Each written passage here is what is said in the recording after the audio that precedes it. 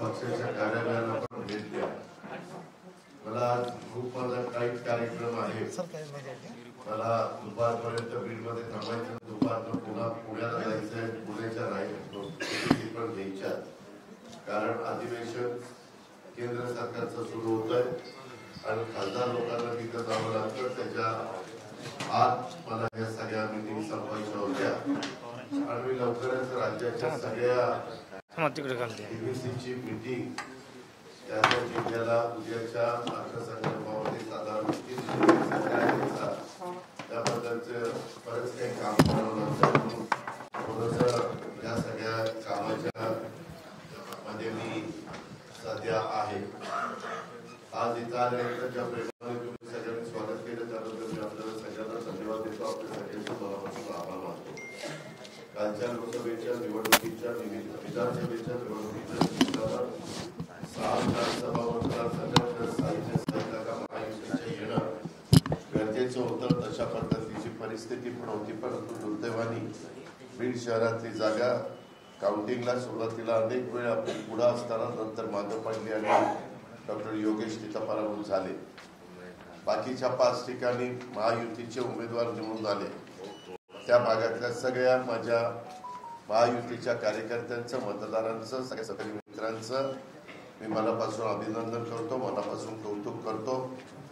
आणि शहरामध्ये आपल्याला अपयश जरी आलेलं असलं तरी अपयशाने खचून न जाता पुन्हा एकदा आपल्याला नव्या उमेदीनं येणाऱ्या स्थानिक स्वराज्य संस्थांमध्ये कसं काम करता येईल आणि लोकांचा विश्वास कसा संपादन करता येईल याबद्दलचा प्रयत्न करू. मित्रांनो, एकंदरीतच राष्ट्रवादी काँग्रेस पक्षाची भूमिका पहिल्यापासून तुम्हाला माहिती आहे. सेक्युलर विचारधारा घेऊन आपण पुढे चाललेलो आहे. आपले स्वर्गीय यशवंतराव चव्हाण साहेबांनी जी महाराष्ट्राची जडणघडण केलेली आहे, सुसंस्कृत महाराष्ट्र कसा असावा, वैचारिक बैठक महाराष्ट्राची कशी असावी, एकंदरीतच महाराष्ट्रामध्ये काम करत असताना सत्ताधारी लोकांनी कसं काम केलं पाहिजे याबद्दलचा आदर्श हा उभ्या देशाला, उभ्या महाराष्ट्राला चव्हाण साहेबांनी दिला आणि त्याच रस्त्याने पुढे जाण्याचा प्रयत्न राष्ट्रवादी काँग्रेस पक्ष त्या ठिकाणी करतोय. महायुतीला प्रचंड अशा प्रकारचं बहुमत मिळालेलं आहे. 5 वर्ष आपल्या हातामध्ये, आपल्याला कामं चांगल्या प्रकारे करायची. बीडच्या परिसरामध्ये अनेक प्रकारच्या वेगवेगळ्या बातम्या सध्या पेपरला आपण वाचत असतो. त्याच्यामध्ये जिथं तथ्य असेल तिथं संबंधितांच्यावर कारवाई केली जाईल, जिथं तथ्य नसेल त्या संदर्भामध्ये कारवाई करण्याचा प्रश्न येणार नाही. पण मला इथं बसणाऱ्या इतर जिल्हाध्यक्ष आहेत, तालुका अध्यक्ष आहेत, महिला अध्यक्ष आहेत, इतर वेगवेगळ्या सेलचे प्रमुख आहेत, अनेक सहकारी आहेत. मला त्यांना सगळ्यांना सांगायचं आहे, बाबांनो, माझी कामाची पद्धत थोडीशी वेगळी आहे. ह्याच्यामध्ये उद्याच्याला कुठली कामं मंजूर झाली तर ती कामं दर्जेदार असली पाहिजे. त्याच्यामध्ये जर वेळेवाकडे प्रकार झाले तर मी सहन करणार नाही. तो राष्ट्रवादी काँग्रेस पक्षाचा कार्यकर्ता, मी जवळचा लांबचा असं काही बघणार नाही. हा जनतेचा पैसा आहे. मी आत्ताच माझ्या काही सहकाऱ्यांना सांगितलं, जनतेचा पैसा सत्कारने लागला पाहिजे, तिथं कुठेही गडबड होता कामा नये. कारण आपल्याकडं मर्यादित पैसा असतो आम्ही त्याच्यामध्ये प्रयत्न करू. केंद्राचा निधी कसा इथं जास्त आणता येईल, राज्याचा निधी कसा जास्त देता येईल, डीपीसीच्या माध्यमातून सर्वसामान्य माणसांचे प्रश्न आपल्याला कसे सोडवता येईल, ह्या सगळ्या गोष्टी आम्ही महायुतीच्या सरकारच्या माध्यमातून करू, राष्ट्रवादी काँग्रेस पक्षाच्या माध्यमातून त्या ठिकाणी करू. पण आपल्याकडनं पण कुठल्याही प्रकारची चूक होता कामा नये. मी आता डिपार्टमेंटच्या पण वेगवेगळ्या अधिकाऱ्यांना बोलवलेलं आहे. मी माझ्या पद्धतीनं त्यांना पण सांगणार आहे. मला अनेक वर्ष राज्याच्या राजकीय जीवनामध्ये माझं काम आहे. मी 1991ला पहिला खासदार झालो होतो बारामतीचा आणि नंतर 8 वेळेला आमदार झालेलो. त्याच्यावर मी माझे मतदारसंघ, माझा जिल्हा, मी जिथे पालकमंत्री म्हणून पूर्वी साताराला 5 वर्ष काम केलंय, पुण्यामध्ये अनेक वर्ष काम केलेलं आहे, संपर्क मंत्री म्हणून मी परभणीला पण काम केलेलं आहे. त्याच्यामुळं लीगच्या संदर्भामध्ये ही कष्टकरी समाज इथं मोठ्या प्रमाणात राहतो. मला काम करत असताना जातीचा, पातीचा, नात्याचा, गोत्याचा कधीच विचार केलेला नाहीये. जातीय सलोखा आपण सगळ्यांनी ठेवला पाहिजे. युगपुरुष छत्रपती शिवाजी महाराजांचं उद्याच्या 19 फेब्रुवारीला शिवजयंती आहे. आम्ही सगळेजण प्रमुख तिथं जातो. शिवजयंतीला शिवनेरी किल्ल्यावर महाराजांच्या समोर तिथं नतमस्तक होतो. जिथं महाराजांचा जन्म झालेला आहे तिथं जाऊन त्या ठिकाणी नतमस्तक होतो. तो आदर्श डोळ्यासमोर आपल्याला पुढे जायचं आहे. कुठेही अफवांच्या रूपाकडून विश्वास ठेवू नका. मात्र मी एक गोष्ट पुन्हा आपल्याला सगळ्यांना सांगेन, जर कुणी कुठल्या गोष्टीमध्ये जबाबदार असेल, जर कुणी तिथं कुठेतरी वेडेवाकडे प्रकार केलेले असतील, मी आपल्याला सगळ्यांना सांगतो, विकासाची कामं करत असताना कुणी कुणाला खंडणी मागण्याचा प्रयत्न त्या ठिकाणी करू नये. माझ्या ते कानावर आल्यानंतर त्याच्यामध्ये मकोका लावायला पण मी मागं पुढं बघणार नाही.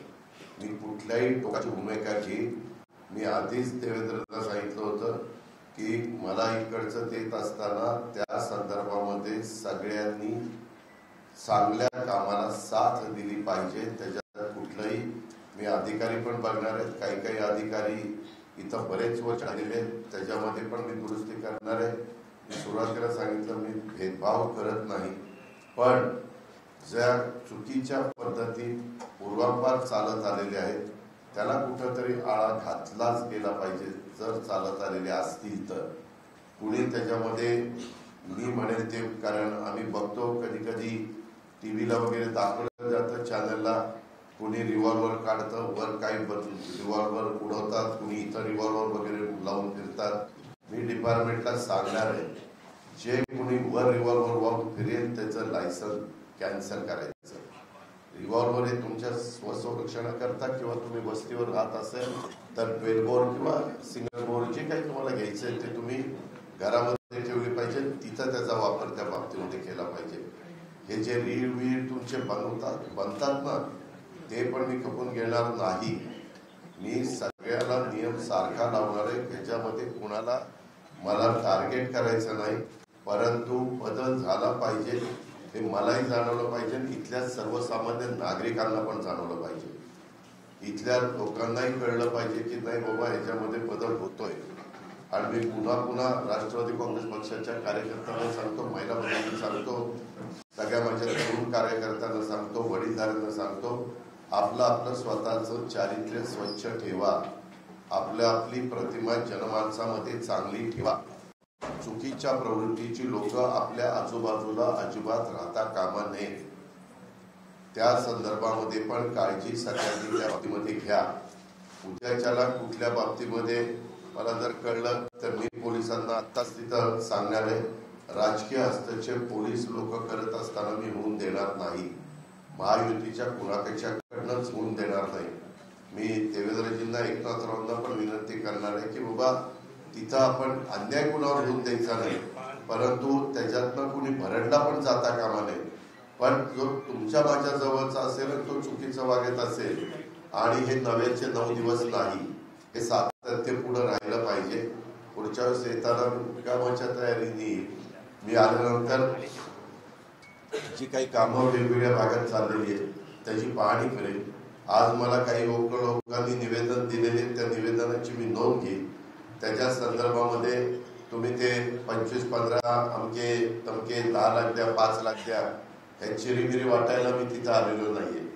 दिलेले पैसे ते आमदार निधीचे असतील, ते खासदार निधीचे असतील, ते जिल्हा वार्षिक योजनेचे असतील किंवा ते राज्य सरकारचे असतील, त्याच्या संदर्भामध्ये त्या सगळ्याचा व्यवस्थितपणे खर्च त्या बाबतीमध्ये झाला पाहिजे.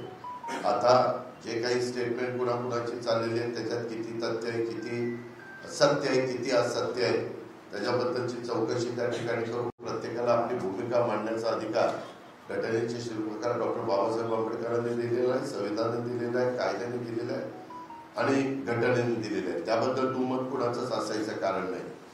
पण उगीच नुसतं मी आलो की मला मोठा हार द्यायचा, मला बुके द्यायचा, मला मूर्त्या द्यायच्या, पांडुरंगाची द्यायची, विठ्ठलाची द्यायची, पण त्यांनी काय सांगितले ते पण डोळ्यात समोर ठेवा ना. साधू संतांचे काय विचार आहेत, इतर काय गोष्टी आहेत. आणि फार तुम्ही अपेक्षा करल्या आता काय दादा आलाय आता काय पाहिजे नाही तर ते डोक्यातनं काढा, ते डोक्यातनं काढा. मी जरी तुमच्या जवळचा असलो तरी चुकीचं वागू नका. हे पुन्हा तुम्हाला सांगतो. इथं अनेक जण माझे अनेक वर्षापासूनचे संबंध असणारे पण आहेत, काही नवे पण कार्यकर्ते आलेले आहेत, त्यांच्या ओळखी माझ्या होतील. जेवढं मी येणं जाणं माझं वाढेल त्या पद्धतीनं एकंदरीत गोष्टी वाढतील आणि स्वच्छ प्रतिमेचे राहा. लोकांनी असं म्हटलं पाहिजे की बाबा खरंच ही लोक व्यवस्थितपणे काम करतात. या पद्धतीनं आपण पुढे जाण्याचा प्रयत्न करू. आपल्याला कुणाचाही अमान करायचा नाही. त्याच्यामध्ये जसं जसं पुढे येईल तसं व्यापाऱ्यांची एखादा मिटिंग एकदा घ्यायची, डॉक्टर मंडळींची, वकील मंडळींची, तुमचं काय म्हणणं आहे, तुमचं काय म्हणणं आहे. कामं करताना फक्त पुढाऱ्यांना विचारून कामं केली जात नाही. त्याच्यात वेगवेगळ्या क्षेत्रात, परंतु ज्यांचा राजकारणाशी संबंध आहे पण समाजकारणाशी संबंध आहे, जनतेशी संबंध आहे, त्यांच्याही डोक्यात काय आहे, त्यांच्या मनात काय. कधी काही पत्रकार मित्रांना घेऊन तुमच्या काही सूचना आहेत, कधी काही साहित्यिक असतात, काही कवी असतात, काही वेगवेगळ्या क्षेत्रातले साहित्य, कला, संस्कृती अशा वेगवेगळ्या क्षेत्रात वर्ग असतो. त्या पद्धतीनं आपल्या इथल्या इमारती काही मला दाखवत होते. जिल्हा परिषदेची इमारत झाली ना, कलेक्टर ऑफिस चालू आहे. आता जे काही चालू आहे त्याचं पण एलिव्हेशन, त्याचं साईड एलिव्हेशन ते कसं चांगलं राहील. उद्या 50-100 वर्ष टिकले पाहिजे. मी परवा जालन्याला पण गेलो होतो, तेव्हा जालन्याला पण मी माझ्या पद्धतीनं पाहणी केल्यावर तिथल्या चीफ इंजिनियर, तिथल्या कलेक्टरला काय सांगायचं ते सांगितलं. आता कालच चंद्रशेखर बावनकुळेंनी सांगितलं की कलेक्टर दर आठवड्याला काही गावांना व्हिजिट दिलीच पाहिजे. तहसीलदारांनी दर आठवड्याला, प्रांतांनी दर आठवड्याला काही गावांना व्हिजिट 1 दिवसाला दिलीच पाहिजे. ज्या काही आता 100 दिवसाचा कार्यक्रम मुख्यमंत्र्यांनी दिलेला आहे त्या कार्यक्रमाची जी रूपरेषा आहे त्या पद्धतीनं काम चाललंय का नाही, कुठं काम थांबलेलं आहे, का थांबलेलं आहे, काय अडचण आहे. मी नुसता आदेश देणार नाही, त्यांची अडचण पण समजून घेणार. अडचण असेल तर ती मला दूर करावी लागेल. नुसतं एकतर ती सांगून कसं चालेल. पोलिसांना इन्फ्रास्ट्रक्चर आहे का, गाड्या आहेत का, पोलीस स्टेशन आहे का, वेपन आहे का, त्यांना जेवढा स्टाफ लागतो तेवढा स्टाफ आहे का, तीच गोष्ट रेव्हेन्यू डिपार्टमेंटला, तीच गोष्ट फॉरेस्ट असेल, तीच गोष्ट पाण्याच्या योजना. आता आपल्या शहरामध्ये इथं पण निवेदन दिली. येताना योगेश पण मला गाडीत सांगत होता, विक्रम आणि आमचा सतीश पण सांगत होता. काल कॅबिनेटच्या वेळेस धनंजयने पण सांगितलं की दादा इथं 32-36 कोटी रुपये बिल थकलंय आणि पाणी धरणामध्ये पण बीडकरांना प्यायला पाणी नाही का, तर लाईटचं बिल भरलं नाही. जसं शिस्तही लावावी लागेल नियमाप्रमाणे. आता त्याला एवढं बिल भरता येणार नाही, पण त्याला हप्ते पाडायचे का, त्याच्यात दंड व्याज माफ करायचं का. मी त्याच्याबद्दल कालच एक मीटिंग लोकेश चंद्रा आबा शुक्ला सचिव आहेत, लोकेश चंद्रा महावितरणचे CMD आहेत, त्यांच्याबरोबर घेतलेली होती. जे माझ्या स्तरावर असेल ते मी माझ्या स्तरावरच सोडेल. जे मुख्यमंत्र्यांच्या पर्यंत न्यावं लागेल ते मी मुख्यमंत्र्यांना सांगेन. हे सांगताना लोकप्रतिनिधींना पण विश्वासात घेईल. 2 मंत्रिमंडळात सहकारी आहेत तुमच्या भागातले, ते धनंजय मुंडे आणि पंकजाताई, त्यांनाही आम्ही विश्वासात घेऊ. भेदभाव त्याच्यामध्ये केला जाणार नाही. पण मी जर भेदभाव नाही केला तर मी ज्यांचं काम करतो त्यांनी पण भेदभाव नाही केला पाहिजे. नाहीतर मी त्याचं काम करणार आणि ते खाली तिसरंच काहीतरी करणार, तसलं नाही मी खपून घेणार. पण त्याला सरळ सांगणार आहे, तू जर दुटप्पी वागणार असेल तर मी काम करणार नाही. मी काही साधू संत नाही. मी सरळ मार्गी आहे. मी जरूर सगळ्यांना मदत करीन. जो संख्येने कमी असेल, त्याला भीती वाटत असेल की बाबा मी कसं जगायचं, मला काय आधार आहे, तुम्हाला सरकारचा आधार आहे, तुम्हाला आमचा आधार आहे. आम्ही इथं काही विट्टी दांडू गोट्या पतंग उडवायला आले नाही. आम्ही इथं कामं करता, मला काम करायला आवडतं. मी सकाळी फार म्हणजे मी हेलिकॉप्टरने येणार होतो, पण मी सतीशला आणि विक्रमला सांगितलं की आपण सकाळी 6ला निघू. 7:30ला बरोबर राजेश्वरला रात्री फोन केला. खरं 2 दिवसाची महत्वाची मीटिंग धनंजयची दिल्लीमध्ये. बातम्या काही चालल्यात, ह्याच्याकरता गेले त्याच्याकरता. मुख्यमंत्र्यांना मला एकनाथरावांना विचारून वेगवेगळ्या महत्वाच्या अन्न नागरी पुरवठ्याच्या मीटिंग तिथं असल्या तर त्या मंत्र्याला जावं लागतं. फायनान्सच्या मीटिंग असल्या तर मला जावं लागतं. होमच्या मीटिंग असल्या तर गृहमंत्र्यांना जावं लागतं. नगरविकासच्या मीटिंग असल्या तर एकनाथरावांना जावं लागतं. पशुसंवर्धन आणि एन्व्हायरमेंट त्याच्या संदर्भातल्या मीटिंग असल्या तर पंकजाताईंना जावं लागतं. खरं तो निरोप धनंजयला मिळाला नाही. वास्तविक आज पण तिथं महत्वाच्या मीटिंग होत्या, कारण तेही महत्वाचं आहे. कारण दिल्लीतनं पैसा जास्तीत जास्त आपल्या राज्याला कसा मिळेल, मग मनरेगाचा असेल. इथं विहिरी पण अशा काही महाराष्ट्रातल्या तक्रारी आहेत की दादा विहिरी नसतानाच पैसे उचलले जातात. इथल्या नाही, बाहेरच्या तक्रारी आहेत. तशा इथं होऊ नये. जर कुणाची काही कल्पना असेल तर हे किंवा जुनीच विहीर दाखवायचे, पैसे उचलायचे, असं दुसरीकडे होते. पण असं काही इन्शुरन्स, आपला पीक विमा, 1 रुपयात पीक विमा आहे. जमीन कुठली दाखवली जाते आमची गायरानाची, जमीन कुठली जाते देवस्थानची, जमीन सरकारची, आणि त्याच्यावर पीक दुसऱ्याच आणि पैसे तिसऱ्याच्याच अकाउंटला जातात. अशा तक्रारी महाराष्ट्रातल्या, तुमच्याकडे नाही, महाराष्ट्रातल्या. त्याच्यावर आपण तपासणार आहे. इथं असल्या तर इथंही तपासल्या जातील. कारण जेवढी आपण नीट शिस्त लावू तेवढा तुमचा फायदा होणार आहे. तुम्ही चुकीचे वायदे बंद केले, उद्योगपती येऊन इथं गुंतवणूक करणार आहे. तुमच्याकडं काही साईट विंडमिलच्या चांगल्या, तुमच्याकडे काही साईट सोलर पॅनल बसवण्याच्या चांगल्या, तुमच्याकडे काही साईट. आमचा प्रयत्न आहे की मुंबई बीड रेल्वे पण सुरू करता येते का तर तुमचा मुंबईशी पण पुण्याशी पण संपर्क कसा राहील. कारण दळणवळणाचा आता मी येताना ज्या रोडने आलो तो धुळ्यावरून सोलापूर त्याला जाणारा रस्ता जवळपास तुमच्या भागातला झालेला आहे. आता येताना बघितलं गावामध्ये डिवायडर काही अर्धवट सोडले गेलेले. मेन कॉन्क्रीटच्या रस्त्याला साईड गटरच काढलेली नाहीये. काही ठिकाणी आता एक जेसीबी लावला तरी इथल्या येड्या बाबळीत घाण काढता येईल. तुम्ही इलेक्शनला उभं राहिलं तर किती खर्च करता ते तुम्हाला माहिती. परंतु आपलं बीड शहर आहे, आपलं परळी आहे, आपलं गेवराई आहे, आपलं आष्टी पाटोदा चिवळ आहे, आपलं माजलगाव आहे, आपलं वडवणी आहे. हे आपलेपणाची भावना का तुमच्या मनामध्ये येत नाही. आणि त्याच्यातनं इच्छा लावू ना किंवा परळीच्या जास्त चांगलं काम होत आहे का, बीड शहराचं होत आहे का, गेवराईचं होत आहे का, आष्टी पाटोदा माजलगावचं होत आहे का, केजचं होत आहे, आंबेजोगाईचं होत आहे. अशा चांगल्या प्रकारच्या स्पर्धा कुठं कामाची क्वालिटी चांगली आहे, कुठं काय आहे. आणि बरेच जण आता काय व्हायला लागलंय, आता सत्ता आली आमच्याकडे 5 वर्षाकरता, लोकांना कळलेलं हौसे नवसे गौसे आता मला येऊन फार भेटायला लागले. लोकसभेला 3रीकडे होते, विधानसभेला 4थीकडे होते. नाही दादा मी तुमचाच तेव्हा कुठे गेला होता. नाही दादा मी युतीचा. आपण युतीच्या वेळेस उमेदवाराला विरोध का केला. हे असं चालणार नाही. काही दिवस तुमचं वागणं बोलणं अशांचं मी बघीन खरंच दुरुस्त होत आहेत का. कारण सरडा कसा रंग बदलतोय तशी काही एक जमात असते, सगळीकडे असते, माझ्याकडे पण आहे. ते उगवत्या सूर्याला नमस्कार करायचा. आज कुठं उगवलं इकडं नमस्कार. तसलं चालणार नाही. मी स्पष्टपणे सांगतोय.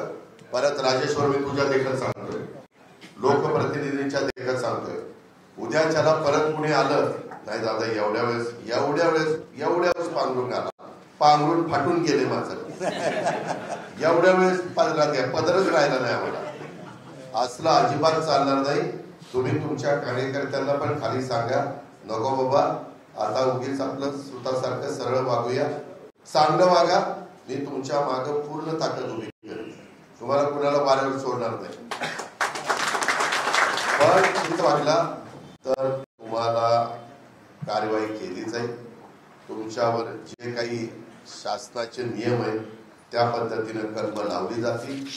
सातत्य ते राहिलं तर मकोका पण लावला जाईल. कारण 3-4 केसेस एखाद्याच्यावर लागल्या, 4 गंभीर स्वरूपाच्या, तर ते होतं. बाहेरचे गुंतवणूक करायला विंडमिलवाले येत आहेत, त्यांना जर कुणी खंडणी मागितली, इथं नाही, हे कुठं सरकारच्या रस्ते अडवलेले पण चालणार नाही आणि ह्या सगळ्याच गोष्टी चालणार नाही. हे मी मुद्दाम सुरुवातीला सांगतो. मला खरं तर वेळ झालेला आहे. पक्ष नोंदणीच्या सोयाबीन, कापूस, सोयाबीन खरेदीच्या बद्दलच्या सूचना मुख्यमंत्र्यांनी कालच्या कॅबिनेटलाच जयकुमार रावळला दिलेल्या आहेत. बाबासाहेब पाटील आमचा उपस्थित केलेला होता. आज पण निवेदनाच्या द्वारे आलेला आहे. मी पण आता इथून ज्यावेळेस पुणे मुंबईला जाईल त्यावेळेस पण पुन्हा आता दिल्लीला मुख्यमंत्री आहेत त्यांच्याही कानावर घालतो की बाबा तिथं पण सांगावं लागेल. व कापूस मोठ्या प्रमाणावर माझ्या शेतकऱ्यांच्या घरामध्ये पडलेला आहे. त्याच्याही संदर्भात कापसाची केंद्र खरेदीची चालू करण्याच्या करता त्या बाबतीमध्ये प्रयत्न केला जाईल, मदत केली जाईल. आणि इतर जे काही नाही, सोयाबीनच्या खरेदीला काल कॅबिनेटला सांगितलं ना, वाढ दिलेली आहे. त्या संदर्भातली ऑर्डर राहिलेली असेल तर मी आता जयकुमारची बोली आणि जयकुमार आणि देवरा दोघांनी फोन लावून त्या दोघांनाही सांगितलं जाईल. काही ग्रामपंचायतीचे सदस्य निवडून आलेले आहेत, परंतु त्यांना खरं मुदत दिलेली होती व्हॅलिडिटी सर्टिफिकेट करता. आता त्यांना अपात्र ठरवलं जातं. ते मी कलेक्टरची बोलली. कलेक्टरला जर अधिकार असेल तर तेवढ्या अधिकाराचा वापर मी त्यांना करायला लागेल. पण ते होऊ शकत नसेल तर मात्र मला सांगता येत नाही. राष्ट्रवादी काँग्रेस पक्षाची 2 दिवसाचं शिबिर आपल्या शिर्डीला झालेलं होतं. त्याच्यामध्ये पक्ष नोंदणीचा कार्यक्रम हातामध्ये घेतलेला आहे. पक्षाच्या नोंदणीच्या संदर्भामध्ये त्याला काही हे लावलेले रक्कम लावलेली आहे. तेवढी पक्षाकरता खर्च करायला हरकत नाही. ऑनलाईन नोंदणी आहे, ऑफलाईन नोंदणी आहे आणि नुसतंच मतदार यादी करून नोंदणी करायची नाही. मी थोडंसं राष्ट्रवादीचा जो कार्यकर्ता काम घेऊन येईल, मी बघणार आहे की राजेश्वर यांनी किती नोंदणी केलेली आहे. राष्ट्रवादीच्या कार्यकर्त्यांनी नोंदणी केल्याशिवाय माझ्याकडे येऊच नका. आणि इतर पक्षाला मला तो सांगायचा अधिकार नाही. भाजपच्या आल्यावर ते युती म्हणून मला त्यांचंही काम करावं लागेल, शिवसेनेचे म्हणून त्यांचंही काम करावं लागेल. आणि कॉमन मॅन ज्यांचा राजकारणाशी संबंध नाही ते कागद वाचल्यावरच लक्षात येतं की काय त्या पद्धतीनं. पण संघटनेच्या कार्यकर्त्यांनी आम्ही जसं सकाळी लवकर उठून कामाला लागतो आणि उशिरापर्यंत काम करतो आणि भावना चांगली असते, त्या पद्धतीनं तुम्ही पण मला साथ द्या, तुम्ही पण मला सहकार्य करा. आणि बीड जिल्ह्याच्या बद्दल जी आज बदनामी काही जण सातत्याने प्रिंट मीडियामध्ये, इलेक्ट्रॉनिक मीडियामध्ये करताय, ते आपल्याला सगळ्यांना मिळून पुसायचं आहे. अजित पवारनी एकट्याने ठरवलं तर अजित पवारला ते शक्य नाही. त्याला तुमच्या सारख्या जीवाभावाच्या सहकार्याची साथ लागेल, इथल्या NGOची साथ लागेल, इथल्या जनतेची साथ लागेल, इथल्या वेगवेगळ्या घटकामध्ये काम करत असणाऱ्या सर्व मान्यवरांची त्या ठिकाणी साथ लागेल. ती साथ द्या. इथं आल्यानंतर आपण जे प्रेमाने स्वागत केलं त्याबद्दल आपल्याला सगळ्यांना धन्यवाद. आपले सगळ्यांचे आभार. आता ऐका, 10 वाजता EPDCची मीटिंग आहे. इथं सगळे सदस्य यांना काढून त्यांचा मुदत संपलेली आहे. सभासद नाही, फक्त खासदार, फक्त मंत्री, फक्त आमदार आणि संबंधित अधिकारी हे तिथे उपस्थित राहतील. बाकीच्यांनी गर्दी केली आणि त्यांना बसून नाही दिलं तर त्यांना तो अपमान वाटेल. तर तो अपमान तुमचा विरुद्ध देण्याकरता तुम्ही त्याचं येऊ नका. आमची काही निवेदन दिलेली आहे, जास्तीत जास्त निवेदन त्याचा न्याय घेता येईल.